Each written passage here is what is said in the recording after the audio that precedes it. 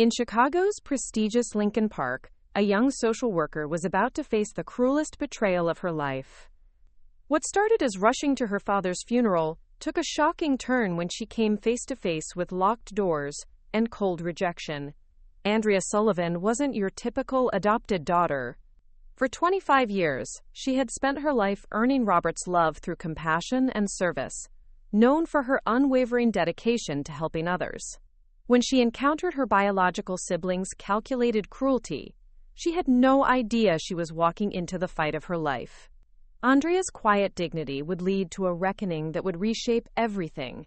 What began as exclusion would become vindication. Before we jump back in, tell us where you're tuning in from, and if this story touches you, make sure you're subscribed, because tomorrow I've saved something extra special for you. The fluorescent lights in the community center's main office hummed their familiar tune as Andrea Sullivan finished entering the last of the day's case notes. Outside, Chicago's October wind rattled the windows. She glanced at the clock, 9:47 p.m., another late night, but the work never seemed to end. Her phone buzzed against the desk. The hospital's number flashed on the screen, and Andrea's stomach dropped. "Miss Sullivan?" The voice was professional, careful. "This is Dr. Patel at Northwestern Memorial. I'm calling about your father, Robert Sullivan." The words that followed seemed to come from underwater. Massive heart attack. Everything possible had been done. Andrea found herself nodding at empty air, her hand gripping the phone. "I'll be right there," she managed. The drive passed in a blur of streetlights and memories. Robert's face as he'd taught her to ride a bike, the way he'd beam with pride whenever she talked about her work. Their Sunday morning coffee ritual that had started when she was 12 and never stopped.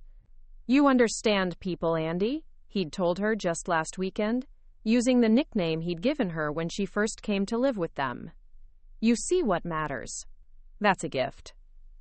The hospital's emergency entrance loomed ahead. Andrea approached the information desk, her heart hammering. "Robert Sullivan," she said. "I'm his daughter." The receptionist's expression softened. "Room 314. I'm sorry for your loss." The hallway outside room 314 buzzed with familiar voices. Through the partially open door, she could see Jonathan's perfectly styled blonde hair as he gestured with his phone. Victoria's laugh, sharp and inappropriate, cut through the sterile air. Marcus sat slumped in a chair, staring at his hands. They hadn't noticed her yet, these three people who shared Robert's blood but had never shared his heart. "Calling Rothstein and Associates first thing tomorrow," Jonathan was saying into his phone. "This needs to be handled delicately. The business can't afford any instability." "Mother's ring should definitely go to someone who'll actually wear it to the right events," Victoria added. "We all know how important appearances were to Daddy." Andrea's breath caught. They were already dividing up Robert's life as if he were nothing more than assets to be liquidated. She stepped into the room, and the conversation stopped. Three pairs of eyes turned toward her. Jonathan's calculating, Victoria's dismissive, Marcus's guilty. "Andrea," Jonathan said, his voice carrying the tone he'd used to acknowledge a secretary. "We weren't sure you'd gotten the message." "Of course I got the message," she replied, moving toward the bed where Robert lay. "He was my father, too." Victoria's laugh was brittle. "Well, yes, technically. Though it's not quite the same thing, is it?" The words hit like a physical blow, but Andrea kept her expression neutral. Years of social work had taught her to control her reactions. "The funeral arrangements are already handled," Jonathan continued. "St. Matthew's on Thursday morning. Simple service. Tasteful reception. The whole thing should be wrapped up by 2. "I'd like to help," Andrea said quietly. "Dad always said he wanted." "That won't be necessary." Jonathan's interruption was swift. "Victoria and I have everything under control. Marcus is handling the music selections." Marcus shifted uncomfortably but said nothing. He'd always been caught between his siblings and Andrea. Too weak to challenge them, but too decent to fully embrace their cruelty. "We've already spoken to the pastor," Victoria added, her diamond ring catching the harsh lighting. "He understands this is a family matter. Real family, I mean." The emphasis on real was deliberate, designed to cut. Andrea felt the familiar ache of otherness, the reminder that no matter how much Robert had loved her, these three would never accept her as truly belonging. "I think Dad would have wanted me involved," Andrea said, surprised by the strength in her voice. Jonathan's expression hardened. "Did you?" How convenient that these alleged conversations happened to cover exactly the topics that would benefit you most. "Look," Victoria interrupted, her voice taking on a syrupy tone. "We all loved Daddy in our own ways. But you have to understand that certain responsibilities fall to his actual children. It's just how these things work." The word actual hung in the air like a slap. 25 years of subtle rejections crystallized into this moment. Marcus finally looked up from his hands. For a moment, Andrea thought he might speak up, but his eyes dropped again, and the moment passed. "I should go," Andrea said quietly, "but I'd like to visit his office, to say goodbye properly." "Security might be an issue," Jonathan said. "Company property and all that." "I have a key," Andrea replied. "Dad gave it to me years ago." Jonathan's jaw tightened. "Fine, but make it quick." 20 minutes later, Andrea stood in Robert's corner office, surrounded by the scent of his cologne and leather. A photo of her college graduation sat prominently on his desk, next to a handmade card from the community center kids. In his bottom drawer, she found the small leather journal he'd always carried. With shaking hands, she opened to a random page. "Andrea called today to tell me about the new family they've helped find housing. She sounded tired but happy. That girl has more compassion in her little finger than most people manage in a lifetime. She's gonna change the world, one person at a time." Tears finally broke free.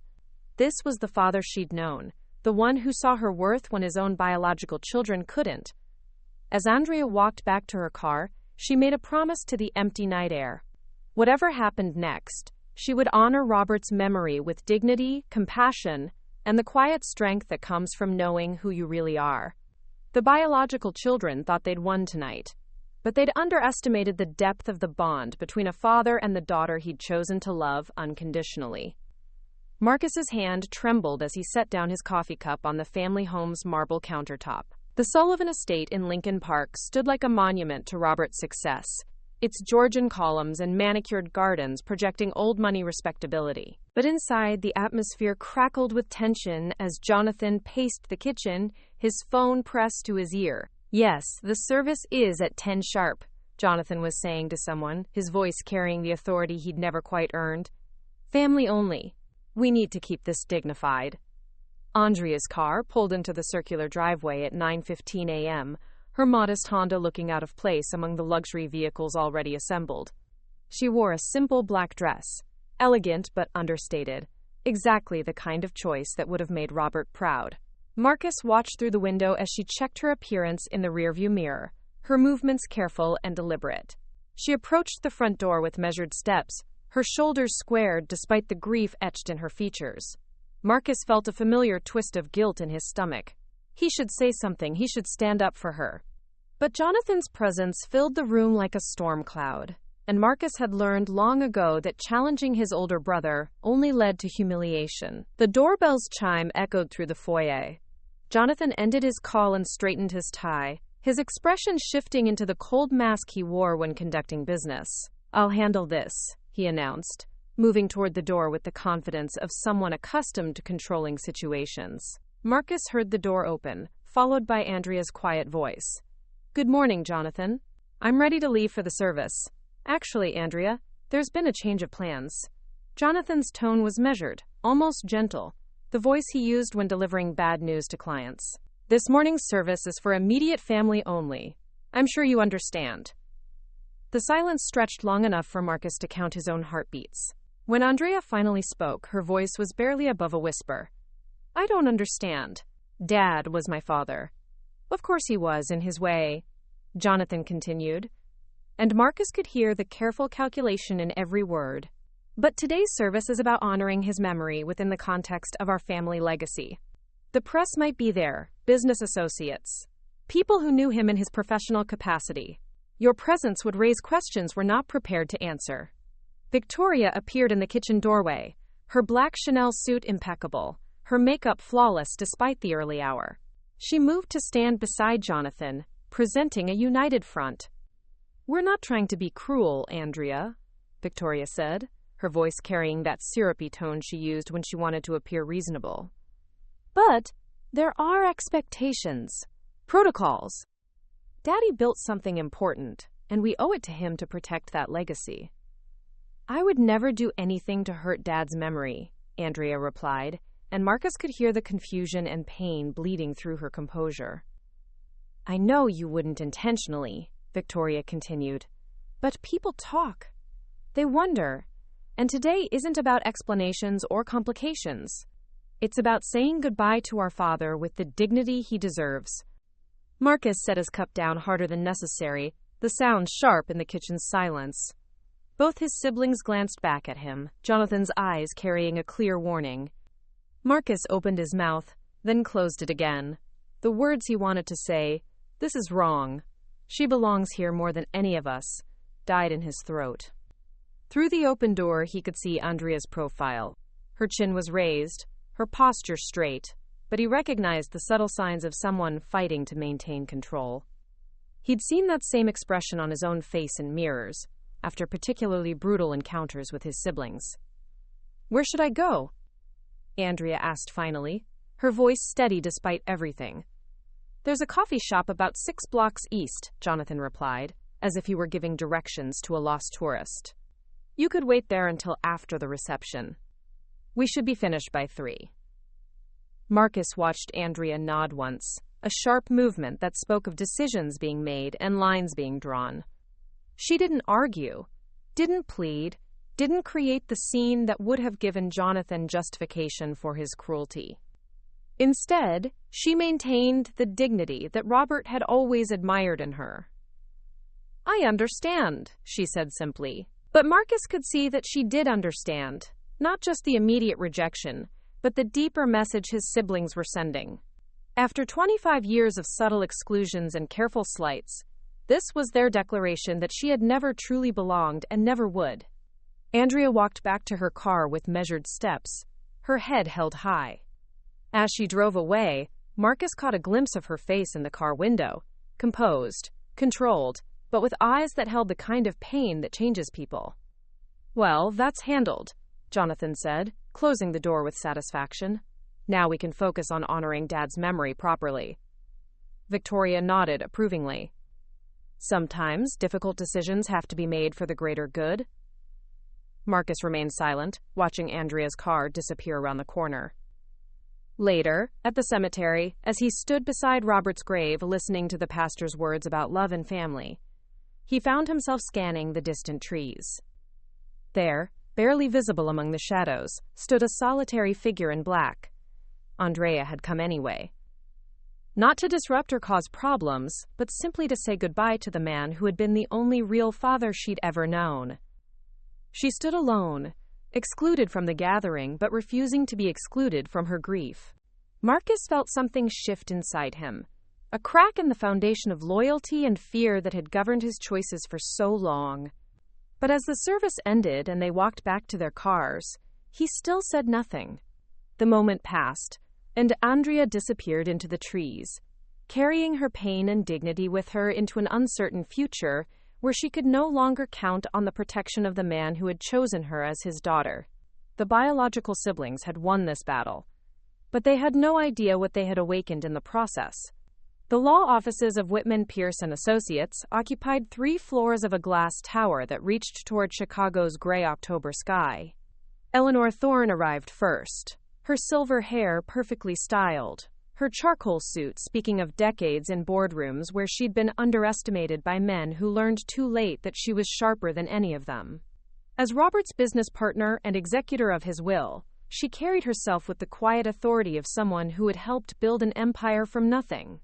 Jonathan, Victoria, and Marcus arrived together in Jonathan's Mercedes, their confidence evident in every step.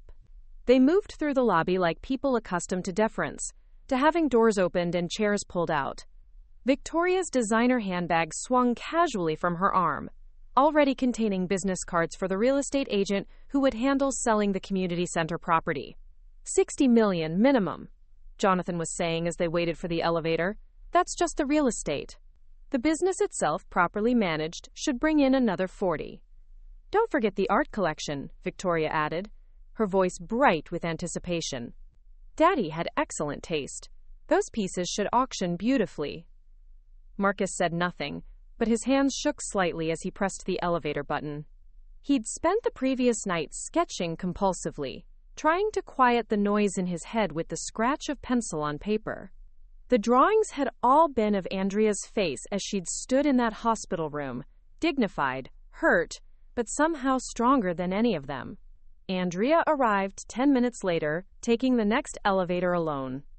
She wore the same black dress from the funeral she'd been barred from attending, paired with her mother Catherine's pearl earrings, the only jewelry Robert's second wife had owned that Victoria hadn't immediately claimed after her death. Andrea's preparation for this meeting had been different from her siblings. While they'd calculated inheritances and planned expenditures, she'd spent the morning at the community center, helping Mrs. Valdez fill out medical insurance forms and listening to 15-year-old Tommy describe his college application essay. The conference room commanded a view of the Chicago River, its waters gray and choppy under the overcast sky. Harold Whitman, Robert's attorney for over 20 years, sat at the head of a polished mahogany table that reflected the faces of the assembled family like a dark mirror. His expression was carefully neutral, but Andrea noticed the way his eyes lingered on Jonathan was something that might have been disapproval.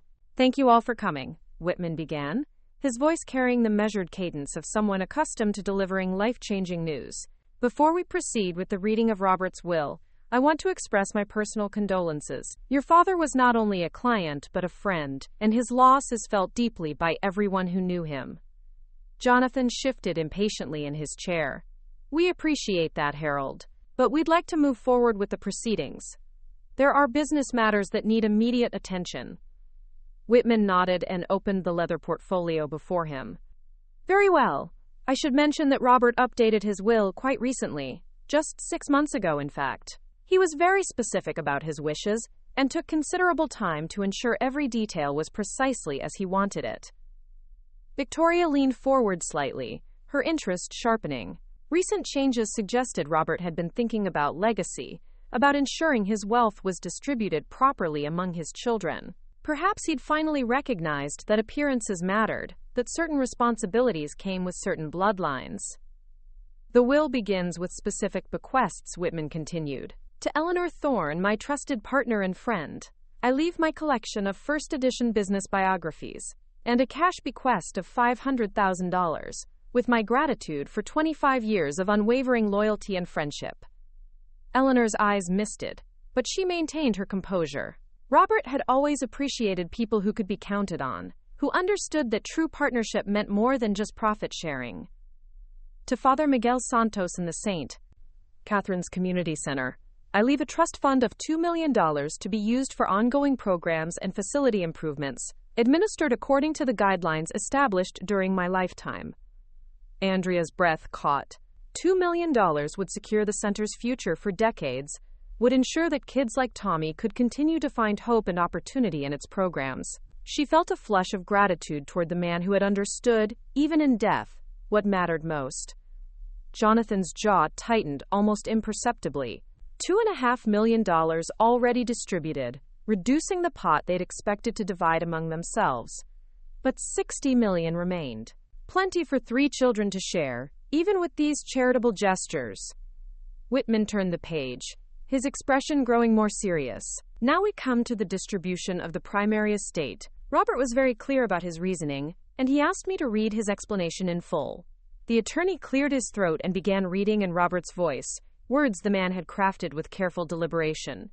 "To my 3 biological children, Jonathan, Victoria, and Marcus, I leave the following. To each, a trust fund of $50,000, to be distributed over 5 years, and personal items of their choosing from my study, excluding business documents and papers." The silence that followed was deafening. Victoria's face went white, then red, then white again. Jonathan's mouth opened and closed soundlessly, like a fish gasping for air. Marcus stared at the table, his world tilting on its axis. "That's impossible," Victoria whispered. "There's been a mistake." Whitman continued reading. "I make these limited bequests not out of malice, but out of profound disappointment. Over the years, I have documented my children's behavior, their attitudes toward those less fortunate, their lack of interest in the values I have tried to instill. They have shown themselves to be motivated by greed rather than service, by entitlement rather than gratitude. Preparing and narrating this story took us a lot of time, so if you are enjoying it, subscribe to our channel, it means a lot to us. Now back to the story." Jonathan shot to his feet, his chair scraping violently against the floor. "This is ridiculous. He can't have... What about the business? The properties? The investments?" Whitman's voice remained steady as he delivered the final blow. "To my daughter Andrea Sullivan, who has shown me through her actions what true character means, who has dedicated her life to serving others, and who embodies the values I have tried to live by, I leave the remainder of my estate in its entirety, including Sullivan Construction, all real estate holdings, investment portfolios, and personal property not otherwise specified." Andrea felt the room spinning around her. The magnitude of what Robert had done, the trust he had placed in her, the responsibility he had given her, was staggering. But more than that was the validation, the public declaration, that she had been worthy of his love, that she had been truly his daughter, in all the ways that mattered. "This is fraud," Jonathan shouted, his composure completely shattered. "She manipulated him. She wormed her way into his confidence and—" "That's enough," Eleanor said sharply, her voice cutting through Jonathan's hysteria like a blade. "Your father was of sound mind and made these decisions after careful consideration. I witnessed him working on this will, saw him reviewing financial documents and family records." Victoria was hyperventilating now, her perfect composure cracking like ice in spring. "The community center," she gasped. "He's leaving millions to that place while his own children get nothing they haven't earned," Marcus said quietly, speaking for the first time since entering the room. His siblings turned to stare at him, but he was looking at Andrea. "He's right. We haven't earned anything." "Marcus!" Victoria snapped. "Don't you dare." "Don't I dare what?" Marcus stood slowly, his artist's hands steady for the first time in months. "Tell the truth. Admit that we've been terrible to her, that we excluded her from Dad's funeral while she was grieving just as much as we were." Jonathan's face was purple with rage. "You're all insane if you think this will stand up in court. I'll contest this thing until..." "Until what?" Andrea spoke for the first time, her voice quiet but carrying absolute authority. "Until you prove that Dad was wrong about who his children really are." The room fell silent. In that moment, with $50 million and a business empire suddenly in her hands, Andrea Sullivan was no longer the excluded outsider. She was Robert's chosen heir, the inheritor of his legacy and the guardian of his values. And her biological siblings were about to learn what it meant to be on the outside looking in. The war began immediately. Within hours of leaving Whitman's office, Jonathan had called Rothstein, Klein & Associates, Chicago's most aggressive probate litigation firm. The consultation fee alone cost more than most people made in a month. But Jonathan's desperation overrode financial prudence. He sat in the law firm's intimidating conference room, his hands shaking as he signed papers that would drain his remaining credit lines. "Undue influence," declared Martin Rothstein, a man whose reputation for destroying families in court was matched only by his hourly billing rate. "That's our primary angle. A vulnerable elderly man, isolated from his biological children by a manipulative adopted daughter, who systematically turned him against his own blood." Jonathan nodded eagerly, already constructing the narrative in his mind. She was always there, whispering in his ear, making herself indispensable. She probably drugged him or... "Let's not get ahead of ourselves," Rothstein cautioned. "We need documentation, evidence of coercion, financial records showing irregular transactions, witnesses to erratic behavior." The truth was, Jonathan had no such evidence because none existed. Robert had been sharp until the day he died, his business decisions sound, his personal relationships genuine. But Jonathan's mounting debts and failed investments, had left him with no choice but to fight. The gambling debts alone would bankrupt him within months, without his expected inheritance. Across town, Victoria was waging her own campaign of destruction. The charity luncheon at the Four Seasons had drawn Chicago's social elite, women who controlled museum boards, hospital fundraising committees, and the kind of high society gossip networks that could destroy reputations with surgical precision. "It's just so heartbreaking," Victoria confided to Margaret Ashworth, whose husband controlled 3 major construction contracts that Sullivan Construction had been pursuing. "Daddy was getting so forgetful toward the end. We're worried he may have been taken advantage of by someone very close to him."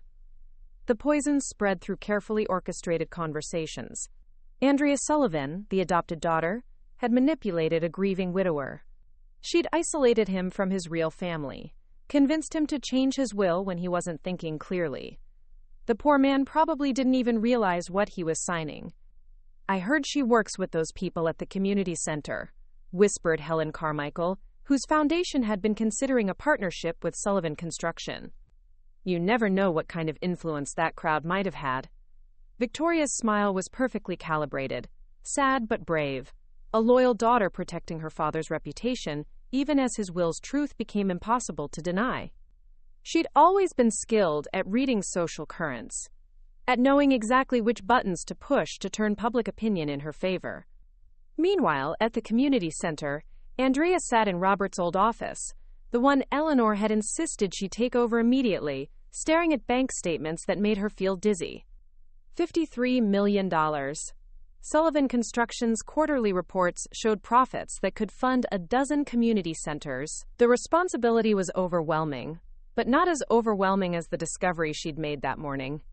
Hidden in Robert's private files were detailed records of his biological children's behavior spanning decades. Jonathan's embezzlement from the business. Small amounts at first, then increasingly brazen thefts justified as advance inheritances. Victoria's use of company credit cards for personal expenses, her manipulation of supplier relationships for kickbacks that funded her lifestyle, Marcus's drug problems, and the money Robert had quietly spent on rehab programs that his youngest son had never completed. "He knew," Eleanor said quietly, reading over Andrea's shoulder. "He documented everything, but never confronted them directly. He kept hoping they'd change." Eleanor had arrived with coffee and Robert's personal journals, leather-bound books that chronicled not just business decisions, but his growing disappointment in his biological children. The entries painted a picture of a man who'd spent years trying to connect with children who saw him only as a source of wealth. "Jonathan asked for another advance today, $50,000 this time. Claims it's for a business investment, but I know about the gambling. He thinks I don't notice the way his hands shake when he thinks about money, the way he checks his phone constantly for sports scores. I should cut him off, but he's my son." Victoria brought the children for exactly 90 minutes today. Long enough to take photos for her Christmas cards, but she spent the entire time on her phone coordinating her next social event. "The kids don't even know my name anymore. They call me grandfather like I'm a stranger. Marcus came by the office today, hi again. He promised this was the last time, begged for money for a new rehab program. I'll pay for it, of course. But I'm starting to understand that money can't fix what's broken in my children. I've given them everything except the one thing they needed most: consequences."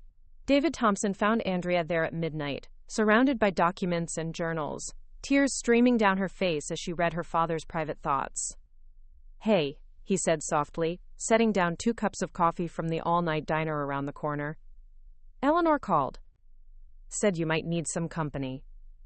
David had been her friend for 3 years, since he'd started volunteering at the center's legal clinic. He'd grown up in foster care himself, had worked his way through law school waiting tables and washing dishes. He understood the particular burden of being grateful for opportunities others took for granted. He loved them, Andrea said, gesturing at the journals.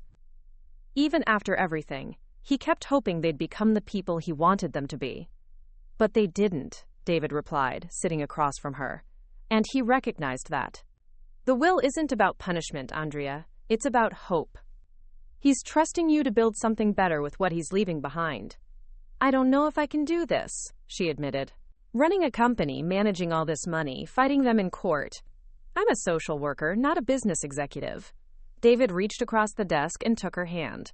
You're also the woman who convinced the city council to fund the center's expansion, who talked 3 different foundations into supporting the literacy program, who's been running this place effectively since Robert got sick, even though you never had an official title. Outside, Chicago slept fitfully under an October sky heavy with the promise of winter. In boardrooms across the city, lawyers were preparing for war. Jonathan was mortgaging his future on a legal challenge that would either restore his inheritance or destroy him completely. Victoria was systematically poisoning every social connection Andrea might need to maintain Sullivan Construction's reputation. But in the community center's office, surrounded by the evidence of Robert's love and the weight of his trust, Andrea was discovering something she'd never known she possessed: the steel core of leadership that her father had recognized long before she did. The biological children had declared war on the wrong person. They'd spent so many years underestimating the adopted daughter that they'd never bothered to notice she'd grown into a woman worthy of everything Robert had left her. And now they were about to learn exactly what that meant. The Sullivan Construction boardroom felt cavernous at 7 a.m, its polished table reflecting the gray dawn light filtering through floor-to-ceiling windows. Andrea sat at the head of the table, Robert's chair, fighting the impulse to slouch into invisibility. Around her, 12 executives waited, with expressions ranging from skeptical to openly hostile. These were men who'd built their careers under Robert's leadership, who saw his 28-year-old adopted daughter as an unqualified interloper threatening their security. "Let's begin," Andrea said, her voice steadier than she felt. Eleanor sat to her right, a reassuring presence in her tailored navy suit. David had offered to attend for moral support, but Andrea had declined. This was something she needed to face alone. CFO Richard Hayes cleared his throat aggressively. A man in his 50s, with the soft build of someone who'd spent decades behind a desk. He'd been positioning himself as Jonathan's eventual second-in-command. "Before we proceed, I think we should address the elephant in the room. The will contest is already creating uncertainty in the market. 3 clients have called to express concerns about project continuity." "Which clients?" Andrea asked calmly. Hayes shuffled papers unnecessarily. "Carmichael Development, Ashworth Properties, and Sterling Retail Group." Andrea recognized the names immediately, all companies connected to Victoria's social circle. Her sister-in-law had been busy poisoning wells with surgical precision. "I see," Andrea said. "And what specifically are their concerns?" "Leadership transition," replied Tom Morrison, the head of operations. His tone carried the patronizing edge of a man explaining complicated concepts to a child. Robert had 40 years of industry experience.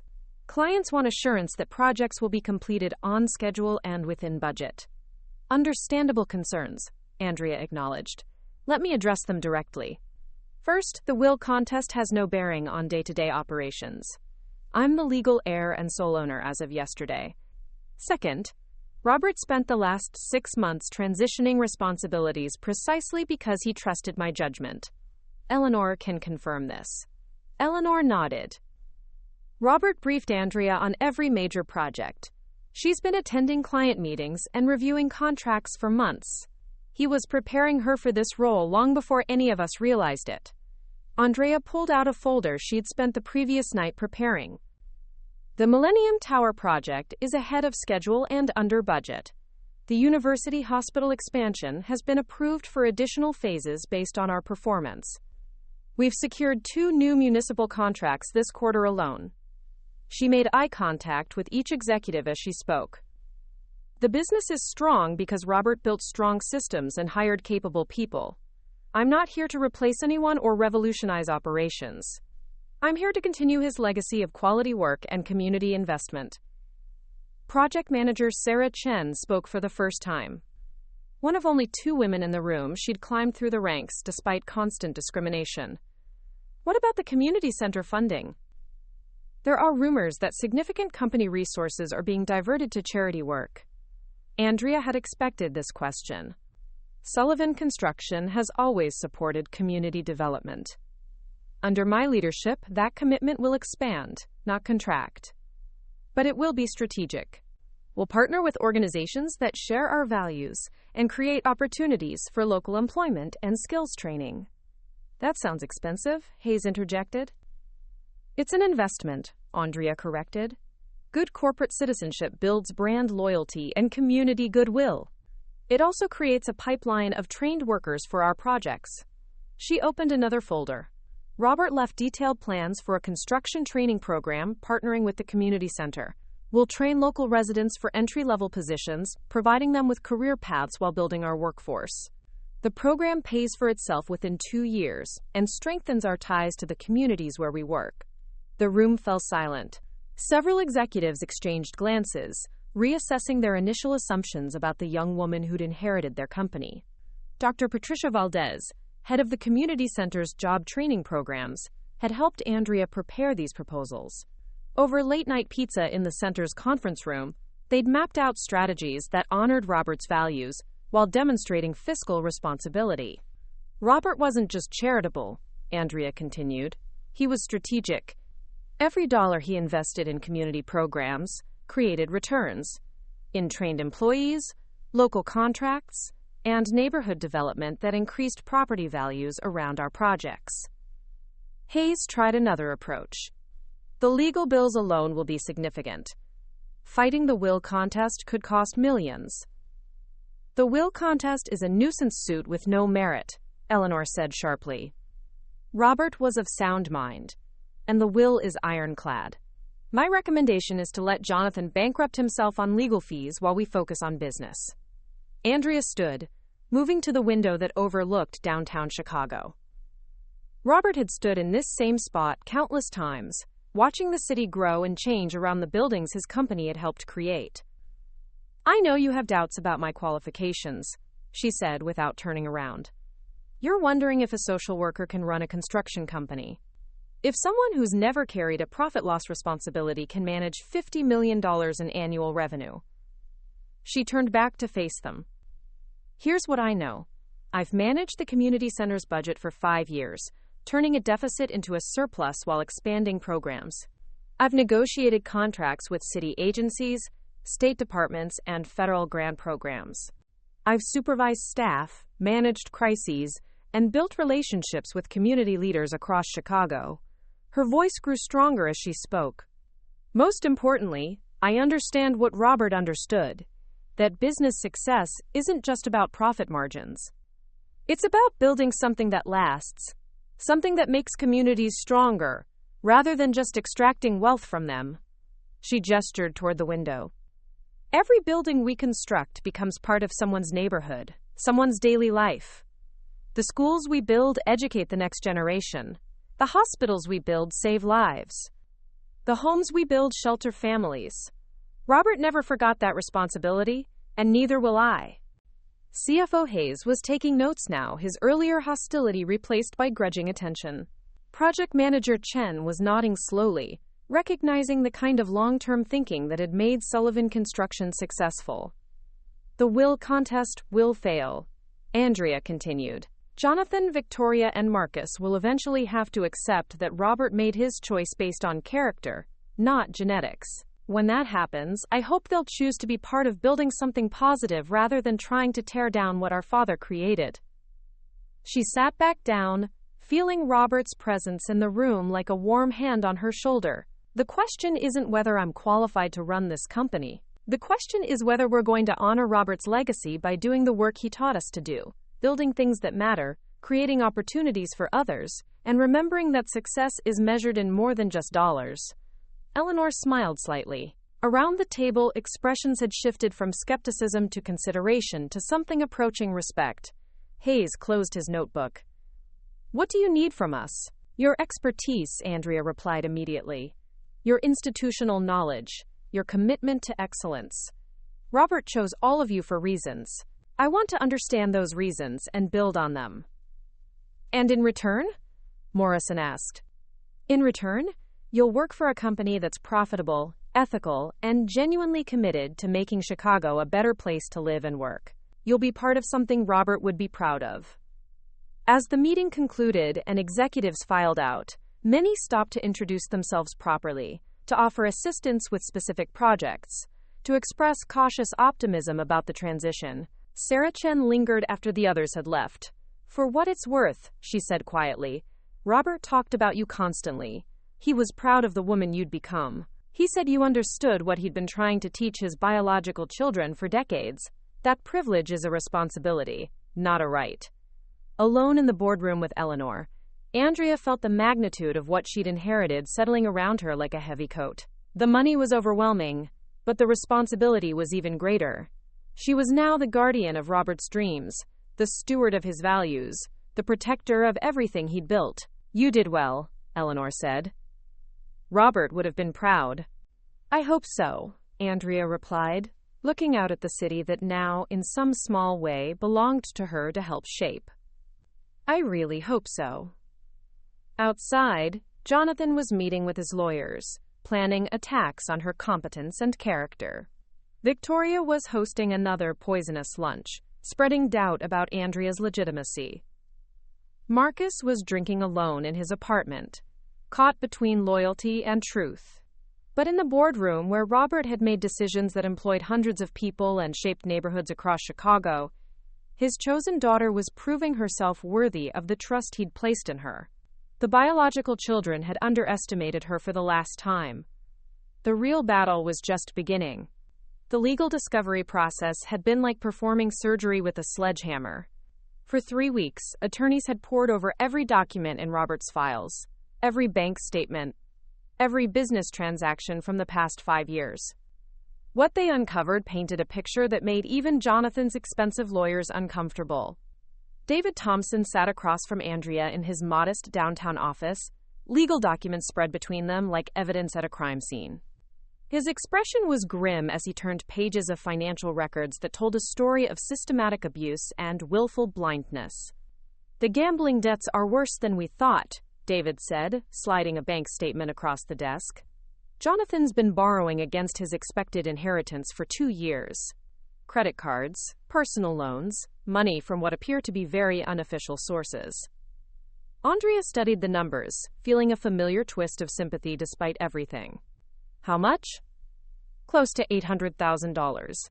And that's just what we can document through legitimate channels." David's voice carried the measured tone of someone delivering terrible news professionally.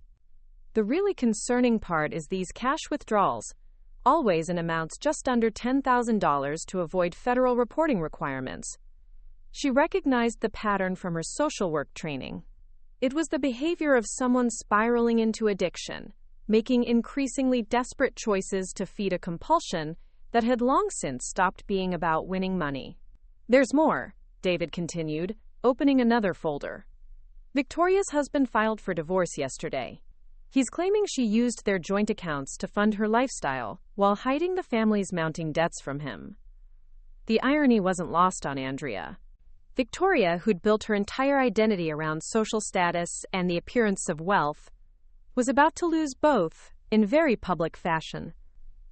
The woman who'd spent the last month destroying Andrea's reputation in Chicago's elite circles was about to become the subject of those same gossip networks herself. "He's seeking full custody of their children," David added quietly.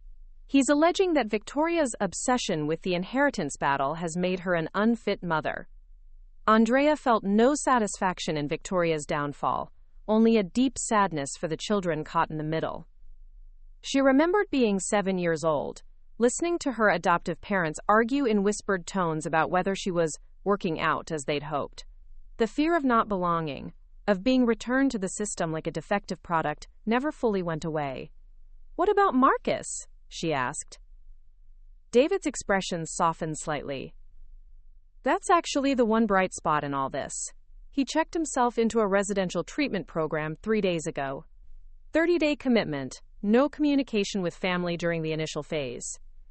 The news hit Andrea like an unexpected gift. Marcus had been the one sibling she'd always hoped might break free from Jonathan's influence, might find the courage to stand up for what was right.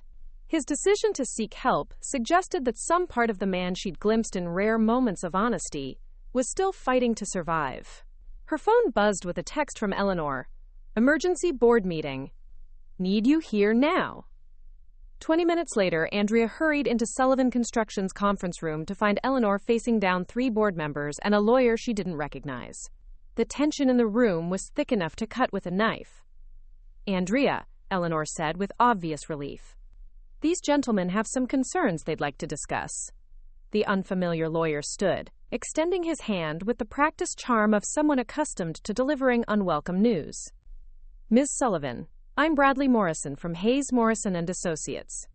I represent a group of shareholders who have questions about recent company decisions." Andrea felt ice form in her stomach. "What shareholders?" "Sullivan Construction is privately held." "Not entirely," Morrison replied smoothly. "Your father sold minority stakes to several key executives over the years. Collectively, my clients hold approximately 15% of company stock." Eleanor's jaw tightened. "This is the first I'm hearing of any organized shareholder action." "My clients have been patient," Morrison continued, "but recent events have created uncertainty that's affecting company value. The inheritance dispute, the negative publicity, the untested leadership." "Get to the point," Andrea interrupted, finding her voice. Morrison smiled, but it didn't reach his eyes. "My clients are prepared to force a vote of no confidence, unless certain conditions are met. Specifically, they want Eleanor Thorne appointed as acting CEO until the inheritance matter is resolved, with you taking an advisory role only." The room fell silent, except for the hum of the building's HVAC system. Andrea felt the familiar sensation of being judged, found wanting, pushed aside by people who saw her as an obstacle to their plans. "And if I refuse?" she asked quietly. "Then we'll file suit to protect our investment. Claim that appointing an inexperienced CEO during a period of legal uncertainty constitutes breach of fiduciary duty."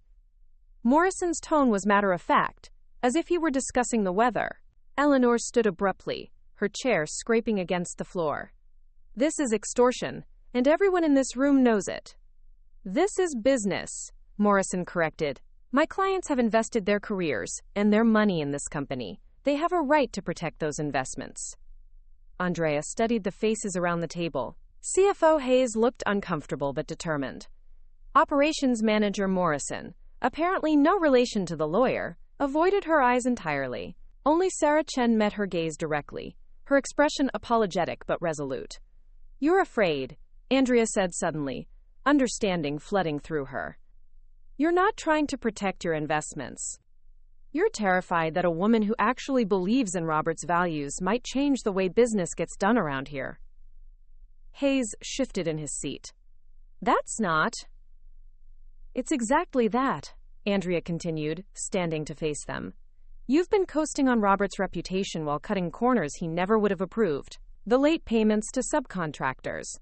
The safety violations that Eleanor's been quietly handling. The bribes disguised as, quote, consulting fees to expedite permits." The silence that followed was deafening. Morrison, the lawyer, glanced at his clients with an expression that suggested this wasn't the conversation he'd expected. "I've been reviewing the books," Andrea said, her voice gaining strength. "Robert documented everything, including his concerns about practices that violated both company policy and his personal ethics. He was planning a major restructuring before he died." She moved to the window, looking out at the city Robert had helped build. "You want me to step aside because you know I'll continue his work. I'll insist on the kind of integrity that might cost you some profits in the short term, but will build something sustainable for the long term." Eleanor's smile was sharp as a blade. "I think you've miscalculated, Mr. Morrison. These gentlemen may hold 15% of the stock, but Andrea holds 60%. Robert transferred those shares to her 6 months ago, well before his death." Morrison's confidence evaporated like morning frost. We weren't aware of any stock transfers." "Due diligence," Eleanor replied pleasantly. "You should try it sometime." One by one, the rebellious board members filed out, their planned coup deflated by their own ignorance of the company's actual ownership structure. Morrison gathered his papers with the haste of someone eager to escape an embarrassing situation. When they were alone, Eleanor turned to Andrea with an expression of mixed pride and concern. "You handled that well, but this won't be the last challenge." Word of your inheritance is spreading, and everyone with a grievance or an agenda is going to test your resolve." Andrea nodded, feeling the weight of leadership settling more firmly on her shoulders. "Then I guess I'd better make sure I'm ready for them." Outside, the October afternoon was giving way to evening, and somewhere across the city, Marcus was beginning the hard work of getting sober. Victoria was packing boxes in a house she could no longer afford, her children asking questions she couldn't answer. Jonathan was meeting with increasingly desperate lawyers, his world shrinking around the awful possibility that he might actually have to face the consequences of his choices. But in the Sullivan construction boardroom, Robert's chosen daughter was learning that inheritance wasn't just about receiving.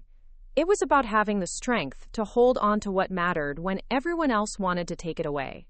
The call came at 2:17 a.m., jolting Andrea from the first real sleep she'd had in weeks. Her phone's harsh buzz cut through the silence of her Lincoln Park apartment, and she knew before answering that this was the moment she'd been dreading. "Miss Sullivan." The voice was professionally calm but carried undertones of urgency. "This is Detective Rodriguez, Chicago PD. We need you to come to Northwestern Memorial Hospital. There's been an incident involving your brother Marcus." The drive through empty streets felt surreal, Chicago's familiar landmarks blurred by exhaustion and fear. Marcus had been in treatment for 2 weeks, and Andrea had allowed herself to hope that he was finally getting the help he needed. The silence from Jonathan and Victoria during his absence had been almost peaceful, a temporary ceasefire in the war over Robert's legacy. She found Marcus in the emergency room, his face pale against the stark white of hospital sheets. His left arm was in a cast, and there were stitches along his hairline. But it was his eyes that told the real story, clear for the first time in years, filled with shame and something that might have been relief. "Hey, Andy," he said quietly, using the nickname only Robert had been allowed to use. "Sorry to drag you out here." Detective Rodriguez, a woman in her 40s with kind eyes and the weariness of someone who'd seen too much human frailty, appeared at Andrea's shoulder. "Your brother was found unconscious in his apartment around midnight. Initially, we thought it might be an overdose, but the evidence suggests he was assaulted." Andrea's blood chilled. "Assaulted by whom?" Marcus closed his eyes. "Some guys Jonathan owes money to. They figured if they couldn't get to him, I might be able to help with the family situation." The implications hit Andrea like a physical blow. Jonathan's gambling debts weren't just financial problems. They'd crossed into dangerous territory, involving people who collected debts through violence rather than legal proceedings. "They knew about the will," Marcus continued, his voice barely above a whisper. "Said the family needed to work together to fix the inheritance problem. Made it clear that my continued good health depended on my cooperation." Detective Rodriguez took notes with the practiced efficiency of someone documenting threats for eventual prosecution. "Mr. Sullivan has agreed to give us names and details. We'll be investigating, but in the meantime, you should all consider security precautions." Andrea spent the next hour listening to Marcus describe the 2 men who'd broken into his apartment. Not random thugs, but professionals who'd done their research on the Sullivan family situation. They knew about the will contest, about Andrea's inheritance, about the mounting pressure on Jonathan to produce results. "I was supposed to convince you to settle," Marcus said as dawnlight crept through the hospital windows. "Offer you some token amount to walk away, let them divide the real estate." When I wouldn't do it, they decided to make their point more directly. The revelation that followed was even more disturbing. Victoria had been present during at least one meeting with Jonathan's creditors, had apparently suggested that Andrea might be more reasonable if she understood the real stakes involved. "She's desperate, Andy," Marcus said, exhaustion making him brutally honest. "The divorce is going to destroy her financially, and the social humiliation is killing her more than the money. She's convinced herself that if she can just get her hands on Dad's inheritance, she can rebuild her life." "And Jonathan?" Marcus's laugh was bitter. "Jonathan's past the point of rational thinking. The gambling isn't about money anymore. It's about the high, the rush of risk. He's mortgaged everything, borrowed against money he doesn't have, made promises to people who don't accept excuses." He turned his head to look directly at her, and Andrea saw something in his expression that she'd never seen before.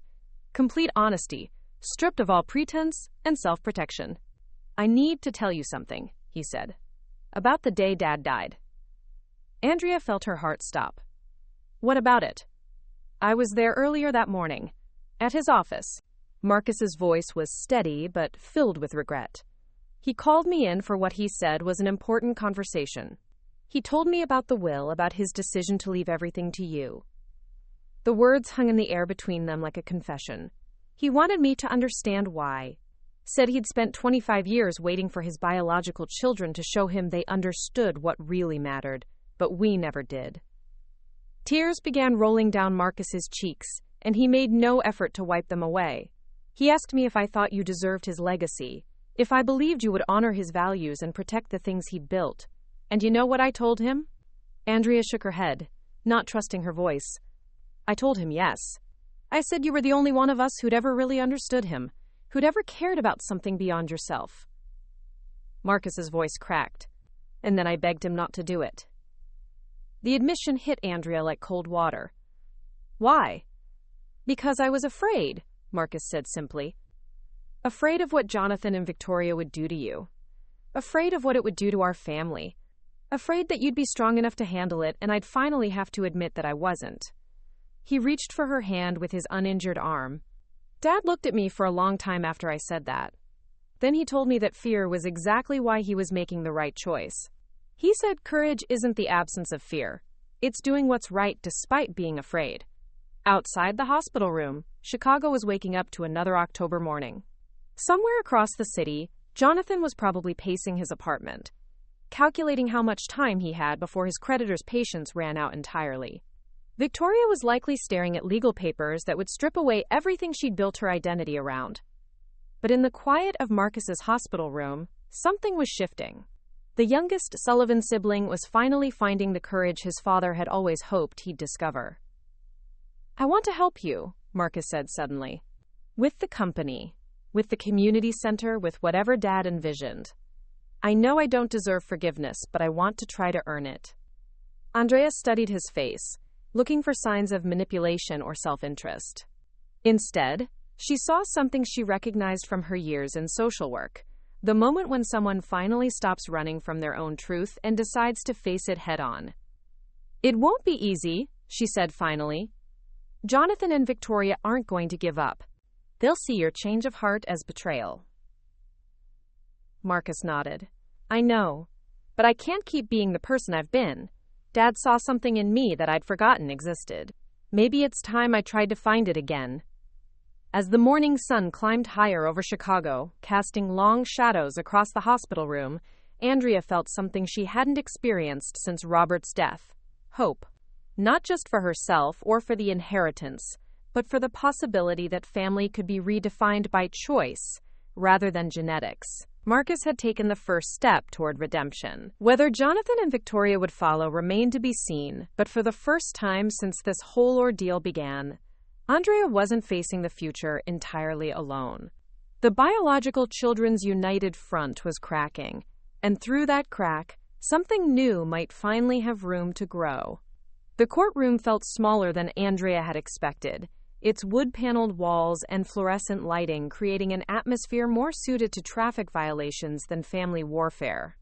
After 3 months of legal maneuvering, depositions, and character assassination, the will contest had finally reached its conclusion. Andrea sat beside David at the plaintiff's table, her hands steady despite the magnitude of what hung in the balance. Across the aisle, Jonathan looked like a shadow of his former self. His expensive suit couldn't hide the weight loss, the tremor in his hands, or the desperation that had replaced his earlier arrogance. His legal team had been reduced to a single public defender after his credit lines finally collapsed, and even that lawyer looked uncomfortable with the case he'd inherited. Victoria was notably absent. The divorce proceedings had accelerated after evidence emerged of her involvement with Jonathan's creditors, and her attorney had advised against appearing in court while facing potential criminal charges for conspiracy and fraud. Judge Patricia Holloway, a woman in her 60s with steel-gray hair and the no-nonsense demeanor of someone who'd spent decades sorting truth from fiction, reviewed the final documents with methodical precision. The evidence was overwhelming. Robert's mental competency, the validity of his signature, the witnesses to his intentions, And most damaging of all, his detailed journals documenting years of disappointment in his biological children. Mr. Sullivan, Judge Holloway addressed Jonathan directly. Your legal team has presented allegations of undue influence, mental incompetency, and fraud. However, the evidence presented by the defense, including testimony from medical professionals, business associates, and your father's own written records, contradicts every claim you've made. Jonathan's shoulders sagged as the weight of inevitable defeat settled around him. His gambling debts had destroyed his credit, his reputation, and his relationships. The creditors who'd threatened Marcus were now pursuing Jonathan through legal channels, their patience finally exhausted. Furthermore, the judge continued, the court finds troubling evidence of financial misconduct on your part, including embezzlement from Sullivan Construction and the use of company resources for personal debts. These matters will be referred to the appropriate authorities for investigation. Andrea felt no satisfaction in Jonathan's downfall, only a deep sadness for the waste of potential. Robert had loved his biological son despite everything, had kept hoping that maturity and consequences might eventually teach him the values that love alone couldn't instill.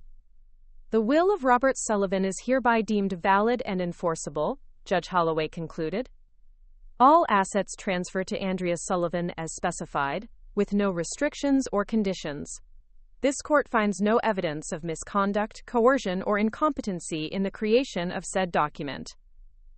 The gavel's bang seemed to echo in the sudden silence. Jonathan's lawyer whispered something to his client, then began packing papers with the haste of someone eager to escape an embarrassing situation. Jonathan himself sat motionless, staring at the table as if it might reveal some last-minute solution to his problems. As the courtroom cleared, Andrea found herself alone with her defeated brother. David and Eleanor waited in the hallway, giving her space for what might be their final conversation. I'm sorry, Jonathan said suddenly, his voice barely audible. Not about fighting the will. I still think Dad was wrong about you. But about Marcus. About the threats. I never wanted anyone to get hurt. Andrea studied his face, looking for signs of genuine remorse beneath the self-pity. The people you borrowed money from don't distinguish between family members, Jonathan. When you put yourself in debt to dangerous people, you put all of us at risk. I know, he laughed bitterly. I thought I was so smart, leveraging my inheritance to cover temporary losses. But gambling isn't about being smart, is it? It's about chasing something that doesn't exist.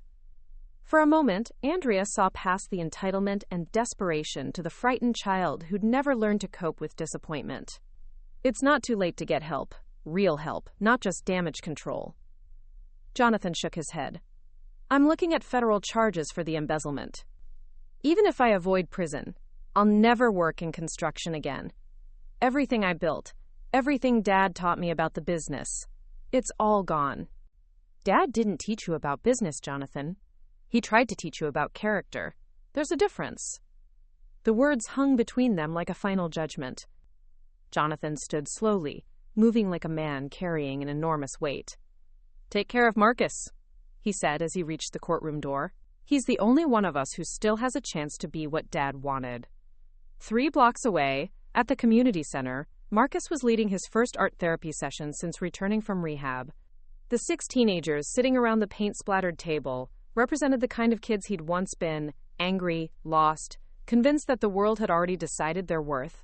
His own journey through addiction and recovery had given him credibility that no textbook could provide. Art isn't about being good, he was saying to Maria, a 15-year-old whose foster care experiences mirrored Andrea's early life. It's about being honest. About getting the feelings out instead of keeping them locked inside where they poison everything. Andrea watched from the doorway, seeing her youngest brother more clearly than she had in years. Sobriety had stripped away the defensive sarcasm and bitter humor that had masked his intelligence and sensitivity. In their place was something Robert would have recognized immediately: genuine care for people who needed someone to believe in them. Ms. Andrea, called Tommy, now a high school senior whose college applications were pending. Marcus is teaching us how to do portraits. Want to see mine? She entered the room, accepting the drawing that showed her standing in front of Sullivan Construction's headquarters. But instead of a business suit, Tommy had dressed her in a superhero cape, and the building behind her was covered in colorful murals depicting community gardens, playgrounds, and smiling children. "It's perfect," she said, meaning it completely. That evening, in Robert's old office at Sullivan Construction, Andrea worked late reviewing expansion plans for the community programs. Eleanor had retired officially but remained as an advisor, helping navigate the transition from Robert's leadership to her own. The company was thriving under Andrea's direction, its reputation enhanced rather than damaged by her commitment to ethical practices and community investment. David knocked on the doorframe, carrying 2 cups of coffee and wearing the tired but satisfied expression of someone who'd just finished a long, successful case. "Celebrating?" he asked, settling into the chair across from her desk. "Reflecting," Andrea replied. "6 months ago, I was just a social worker who volunteered here on weekends. Now I'm responsible for a $50 million company and programs that affect hundreds of families. Having second thoughts?" Andrea looked around the office that had become hers. Robert's books lining the shelves, photos of community center events covering one wall, business awards sharing space with children's artwork. Through the windows, Chicago's lights sparkled like promises of everything that remained to be built.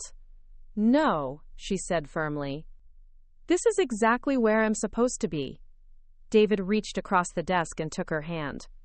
"Robert knew what he was doing when he chose you. You've honored his legacy while making it your own." "We're just getting started," Andrea replied, squeezing his fingers. "The construction training program launches next month. We're partnering with 3 other community centers to expand job placement services. And Marcus has this idea for an art program that teaches kids construction skills through sculpture and murals." The future stretched before them, full of possibilities that had nothing to do with bloodlines or legal inheritance. In choosing Andrea as his heir, Robert hadn't just transferred wealth.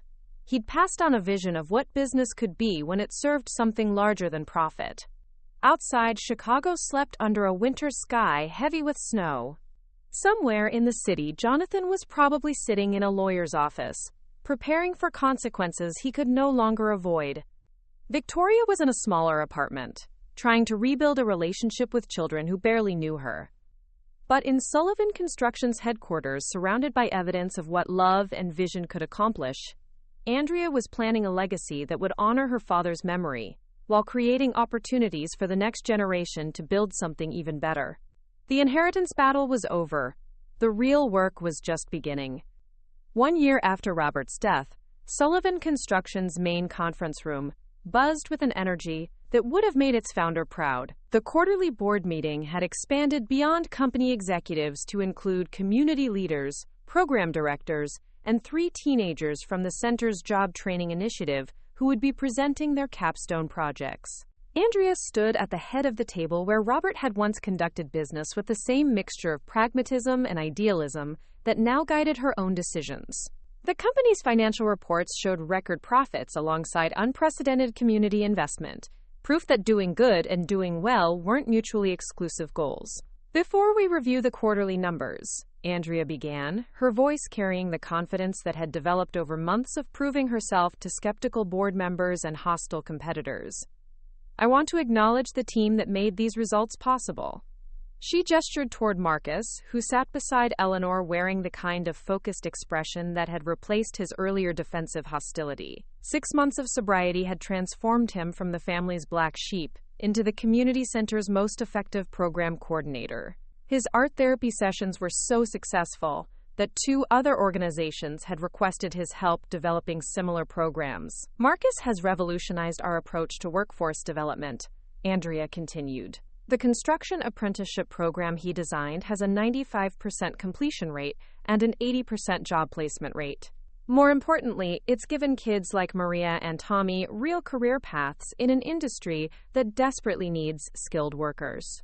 Maria Gonzalez, now 17 and sporting a Sullivan Construction hard hat over her long dark hair, stood to address the room with the poise of someone who'd learned to see herself as capable rather than disposable.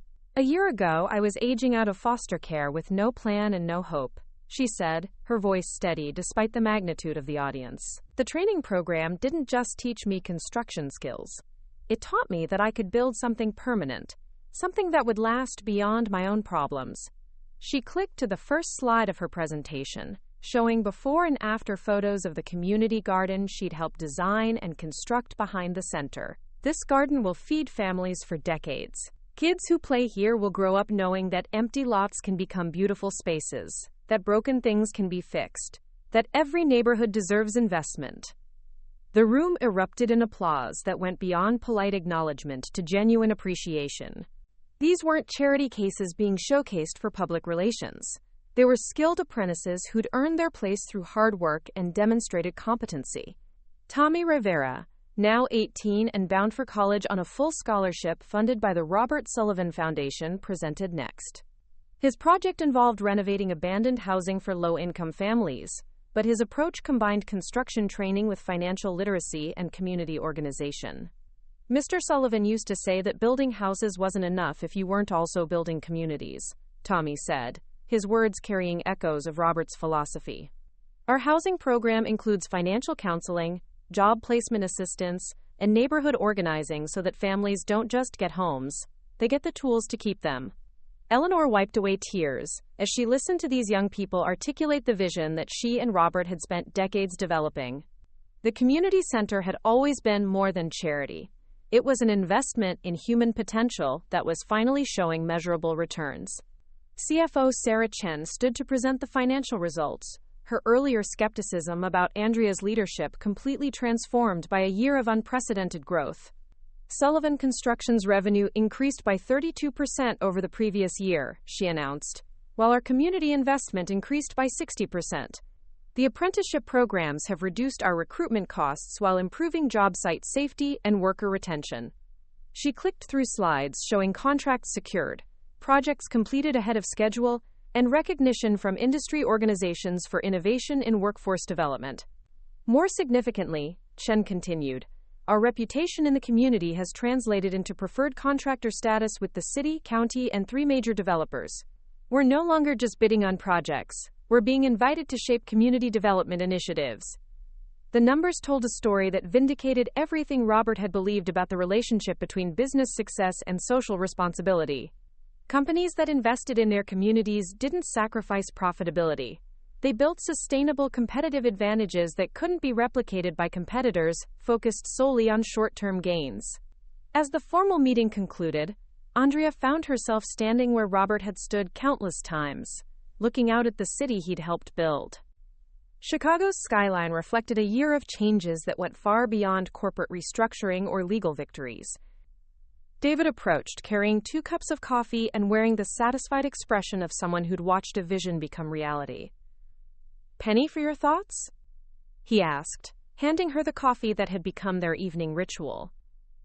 I was thinking about that night in the hospital, Andrea replied, when Marcus told me about his conversation with Dad. About how Dad said courage was doing what's right despite being afraid.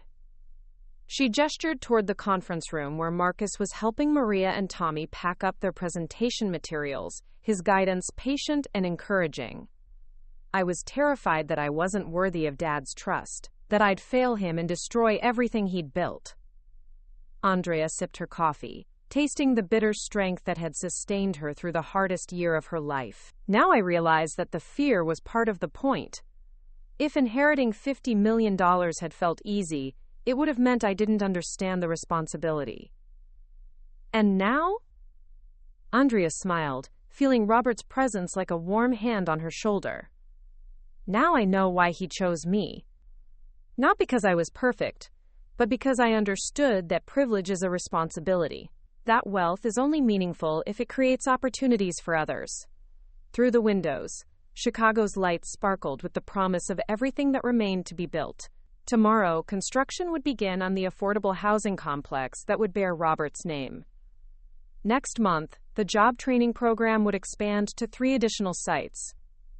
In 6 months, the first graduates of the apprenticeship program would be earning journeyman wages and training the next generation of skilled workers. The inheritance battle had ended in a courtroom, but its real resolution was happening in the lives of people who'd been given chances they might never have received otherwise. Jonathan was serving 18 months in minimum security prison, using his business knowledge to teach entrepreneurship classes to other inmates. Victoria had moved to California, working as a victim's advocate while slowly rebuilding her relationship with her children. But here, in the office where Robert had dreamed of a business that served something larger than itself, his chosen daughter was proving that love and vision could indeed change the world. One person, one family, one community at a time. "Ready to go home?" David asked, offering his arm. Andrea nodded, taking one last look at the conference room where tomorrow's plans would be made and tomorrow's dreams would take shape. She'd inherited more than money from Robert Sullivan. She'd inherited a purpose, a vision, and the courage to see it through. As they left the building together, Andrea carried with her the weight and the privilege of being Robert's true heir, not because of genetics or legal documents, but because she'd chosen to honor his values and continue his work. The inheritance was complete. The legacy was just beginning. The autumn sun cast golden light through the stained glass windows of St. Catherine's Chapel as Andrea stood before the assembled crowd, her hands resting on the podium where Robert had spoken at countless community events. 2 years had passed since his death, and today marked the official dedication of the Robert Sullivan Community Development Center, a sprawling complex that combined job training, childcare, healthcare, and affordable housing in a single integrated vision of neighborhood renewal. "My father believed that buildings were just the beginning," Andrea said, her voice carrying clearly to the back rows where community residents sat alongside business leaders and city officials. He understood that true construction wasn't about concrete and steel. It was about building opportunities, building hope, building futures that our children could inherit with pride. In the front row, Marcus sat with his 6-month sobriety chip discreetly pinned to his jacket lapel, his sketchbook filled with designs for the memorial garden they would break ground on next month. Beside him, Eleanor dabbed at her eyes with a handkerchief, her pride evident in every line of her posture. David stood near the back, holding 2-year-old Catherine, named for Andrea's adoptive mother, who reached chubby hands toward the colorful banners marking each program area. Their wedding had taken place in this same chapel 6 months ago, with Marcus as best man and Maria as maid of honor. The community center kids serving as an enthusiastic wedding party that turned the ceremony into a celebration of chosen family. The Robert Sullivan Foundation has awarded over $3 million in scholarships and program funding in the past year alone, Andrea continued, gesturing toward the display boards showing photographs of program graduates. But the real measure of our success isn't in dollars. It's in the young people who've discovered their potential, the families who've found stability, the neighborhoods that have been transformed from the inside out. Tommy Rivera, now a sophomore studying engineering while working part-time for Sullivan Construction, stepped forward to present Andrea with a leather-bound book. Inside were letters from every person whose life had been touched by Robert's vision, thank you notes from scholarship recipients, photos from job training graduates, drawings from children who attended the after-school programs. "This is your real inheritance," Tommy said, his voice thick with emotion. "Not the money or the buildings, but the lives you've changed by choosing to honor Mr. Sullivan's values instead of just his bank account." Andrea opened the book to a random page and found a letter from a woman she didn't recognize. "My daughter Maria talks about you constantly. She says you taught her that being adopted doesn't make you less valuable. It makes you chosen. Thank you for showing her what chosen family really means." Through the chapel windows, Andrea could see the construction site, where the next phase of affordable housing was taking shape. Beyond that, the original community center bustled with evening activities, ESL classes, job placement workshops, Marcus's art therapy sessions, and the homework help program staffed by Sullivan Construction employees volunteering their time. As the ceremony concluded and people began moving toward the reception, Andrea felt a familiar presence beside her. Not Robert's ghost, but something more powerful. The living continuation of his dreams made real through choices and commitment rather than genetics and legal documents. Eleanor approached, offering a final surprise, a letter in Robert's handwriting, sealed and marked, "To be opened on the 2nd anniversary of my death." With trembling hands, Andrea broke the seal and read her father's final words. "My dearest Andy, if you're reading this, it means you've proven worthy of the trust I placed in you." The money was never the real inheritance. It was the opportunity to show that love, properly invested, grows into something that outlasts any individual life. You have become the woman I always knew you could be. Build something beautiful with what remains. All my love, Dad. As Chicago's skyline glittered in the distance, Andrea understood that the inheritance was finally complete. Not the transfer of wealth from one generation to the next, but the transformation of resources into hope, of individual success into community strength, of one man's vision into a legacy that would outlast them all. The true inheritance wasn't what Robert had left her. It was what she had chosen to build with it. Up next, you've got 2 more standout stories right on your screen. If this one hit the mark, you won't want to pass these up. Just click and check them out. And don't forget to subscribe and turn on the notification bell so you don't miss any upload from us.